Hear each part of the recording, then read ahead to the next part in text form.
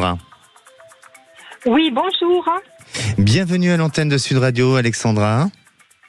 Merci de me recevoir. Merci à vous. Vous nous appelez d'où, Alexandra ? Alors, je vous appelle à côté d'Agen, d'une ville qui s'appelle Villeneuve-sur-Lot. Villeneuve-sur-Lot, que je connais bien aussi. Voilà.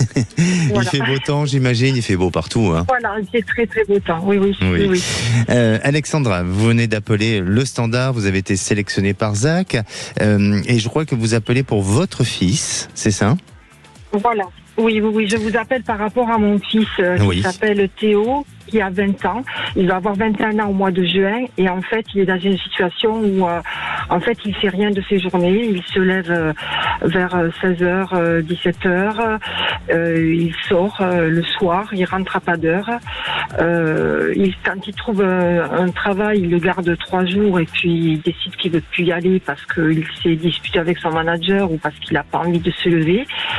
Et voilà, ça fait maintenant 1 an et demi que ça dure.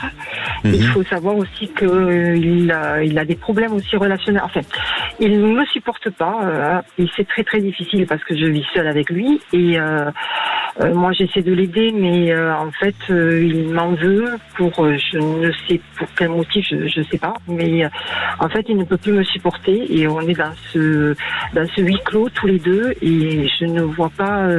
J'aimerais savoir si pour lui ça va évoluer positivement, s'il va pouvoir sortir de cette situation-là, parce que je vois que les semaines passent et que rien ne change en fait. Alors, je vais vous poser une question directe. Est-ce qu'il y a des consommations illicites ou un entourage ? Oui.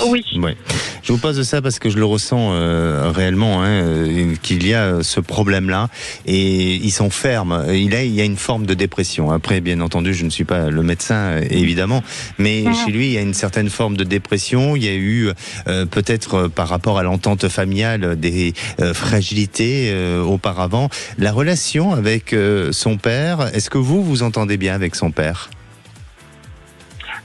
Moyen, mais enfin on arrive à se parler quand même malgré tout. D'accord. Est-ce que votre fils a assisté à des conflits qui ont pu se faire entre vous et son père ? Oui. Il a assisté, oui. Oui. Et attention, je suis pas en train de vous porter la responsabilité, mais de ce que je ressens, il y a 2 aspects. C'est-à-dire que vous avez perdu en crédibilité en tant que parent, le fait qu'il y a eu des conflits et que vous n'avez pas réussi à vous positionner autant vous que votre mari.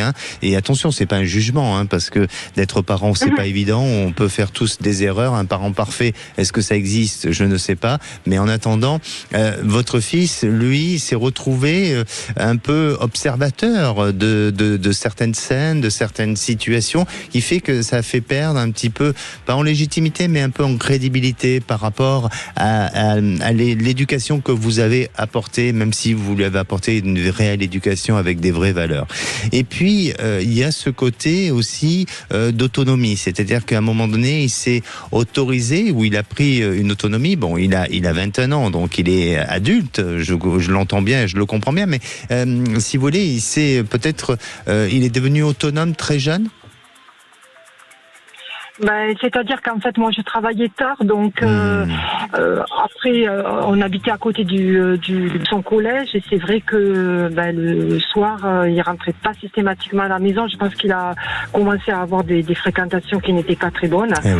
Et alors voilà, donc il y a eu un petit souci, si vous voulez, où il s'est autorisé une autonomie et peut-être un encadrement sur lequel vous n'avez pas pu tout gérer, parce que malheureusement, vous avez des obligations de travail, et aujourd'hui, d'être parent, on peut pas rester seulement à la maison, d'autant plus que la vie est de plus en plus chère, donc c'est normal.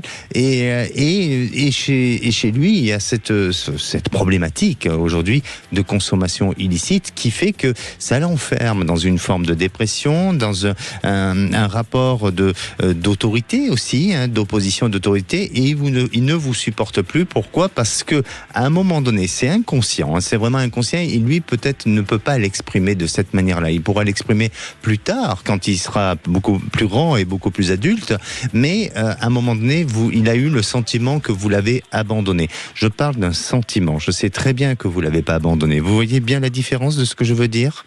Oui, bien sûr, voilà. Je le comprends. Voilà. Donc, et inconsciemment, il renvoie cette notion de rejet, cette notion d'autorité sur vous, hein, et de vouloir décider. Il va falloir durcir un peu les choses.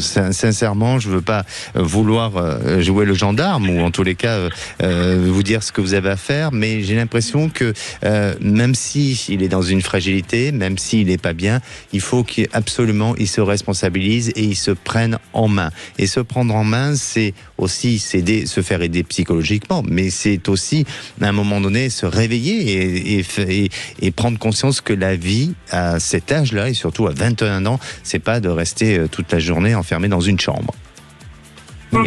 C'est pas ça. D'accord. Donc vraiment, voilà. Et ça ne veut pas dire pour autant qu'il faut employer la force, il faut employer la violence, pas du tout. Mais il faut être déterminé, il faut être juste, il faut créer une certaine forme de rigueur. Et à un moment donné, vous êtes chez vous, faut pas oublier, et c'est vous qui décidez. D'accord, oui, mais pour le faire agir, justement, parce que là, c'est vrai que je lui dis, effectivement, je l'incite, même je l'incite à aller voir un psy, mais il est dans le déni, donc... Oui, mais vous l'incitez.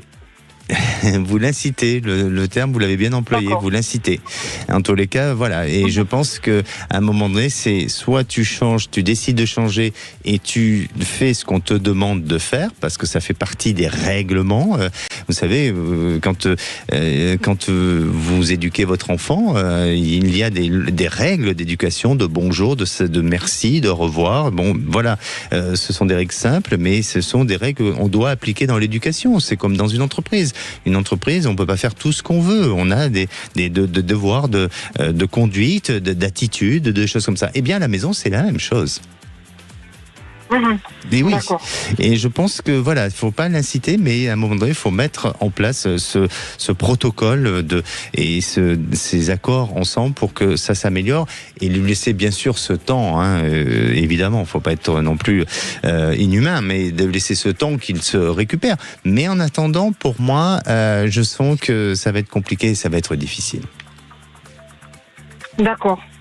En fait, vous voyez possible. Pas d'issue dans, si. Je veux dire, dans les prochains mois, vous voyez quand même que ça peut évoluer positivement. Oui, mais faites-vous aider, parce que c'est peut-être vous, de votre côté, où vous devez peut-être changer d'attitude et devoir être beaucoup plus ferme. D'accord ?